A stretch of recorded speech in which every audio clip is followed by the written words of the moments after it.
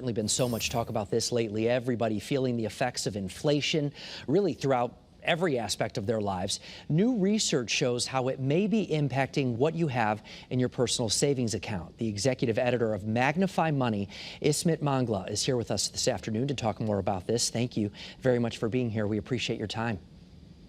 Hi, thanks for having me. So consumers obviously feeling the effects of this. What are you seeing happening? Is this a case of people are dipping into their savings to cover the more expensive gasoline, the more expensive groceries? Well, it's that. I mean, we're all feeling costs are higher than they were a year ago. But here's the riddle. Savers are losing money even as they are saving it, because money that they're keeping in savings accounts is not worth as much as it was a year ago, and they're not making that much in interest to make up the difference. So we found that an American who put $100 into a savings account last April would have lost the equivalent of $8.41 to inflation by the end of March. And it's important to keep in mind that's impacting everybody in the country right now, right? Oh, absolutely. Everybody's affected. Anyone who's saving money, that makes people scared about their savings. But I will say that there are some other options that are doing a little better and might help you beat inflation. And that would include things like investing your money, especially if it's funds that you need in the long term. But then also there's a product offered by the government called I-bonds, which are basically created to protect against inflation. That's interesting. I'm also curious about, you talk a lot about savings.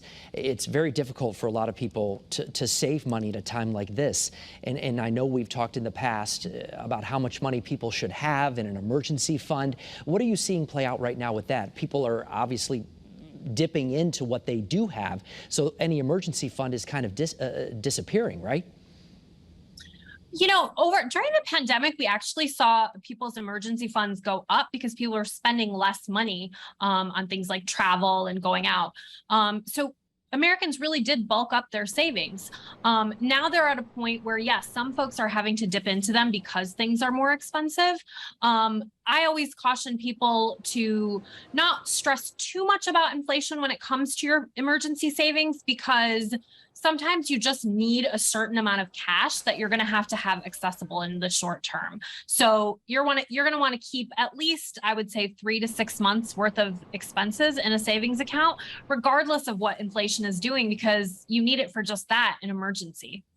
Before we let you go, where do you see this going? Do you see this continuing now for some time, or is there, hope that there could be a turnaround sometime soon?